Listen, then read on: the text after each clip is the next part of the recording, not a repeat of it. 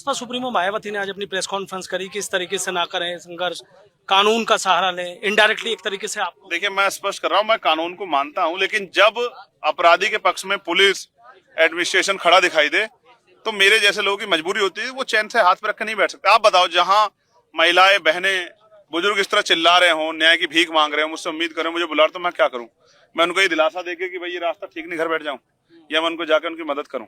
मैं गया था वहां मेवालाल पासी के यहाँ, उसके 2 बच्चों को पढ़ने के लिए जो है 2525 रुपए की व्यवस्था हर माह में, उनको जमीन के लिए पट्टा, ठीक है, उनके एक परिवार के लिए संविदा पे नौकरी की व्यवस्था, उनकी सुरक्षा, और लिखवा के लेके आया कि इनको यहाँ कोई खतरा नहीं होगा, तो इनके साथ इस तरह का अन्याय नहीं होगा। ये सब चीजें लिखित में मेरे फोन में अभी तक वो है, ये सारी चीजें करा के आया मैं, ठीक है। और मेरे जाने की वजह से ये हुआ कि वहाँ के सिटिंग विधायक जो बीजेपी गए, उस परिवार को जो है आर्थिक मदद करके आए। और जब मैं केतन के यहाँ गया था तो अगले दिन वहां के जो है कैबिनेट मिनिस्टर खजान दास जी पहुंचे उस परिवार को सहयोग करने, विश्वास दिलाने। मैं नहीं जाऊंगा तो ये कोई भी नहीं जाएगा इनमें से। जब मैं जाता हूं और मामला हाईलाइटेड होता है तो ये भी भागते हैं कि भाई ऐसा ना हो ये वोट हमारे विरोध में चला जाए। तो ये वोट के लिए जाते हैं, मैं अपने मन की संतुष्टि के लिए जाता हूं कि जिन्होंने मुझे बुलाया है, जिनके लिए मैं हूं, उनकी मदद कर सकूं, उनके साथ खड़ा हो सकूं। अभी आपने एक बात कह दी कि मुख्यमंत्री को आपने सीधा बोला कि भाई जेलें छोटी पड़ जाएंगी। हाँ, बिल्कुल पड़ जाएंगे, आप करो अन्याय। देखो मैं क्या कह रहा हूँ, रोज रोज हम अपने लोगों की लाशें नहीं उठा सकते, रोज रोज हम अपनी बहन बेटियों पर बलात्कार नहीं सह सकते। हमारे पुराने नेता चुप रह सकते हैं, इंतजार कर सकते हैं कोर्ट का। क्या उन्होंने कहा कि सर्वोच्च न्यायालय, क्या सर्वोच्च सुप्रीम कोर्ट जाने की हैसियत गरीबों की है?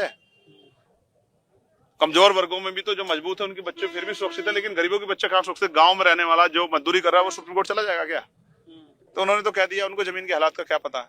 तो रोज रोज अपनी बहनों की लाशों को हाथों में उठाते हैं, अपने बुजुर्गों की। हम लोग थक चुके हैं, इसलिए हम निर्णायक लड़ाई लड़ना चाहते हैं जिससे कि न्याय आसान हो। ललिता के परिवार को आपसे बहुत उम्मीदें हैं, आपसे मिले, भावुक भी हुए, तमाम चीजें।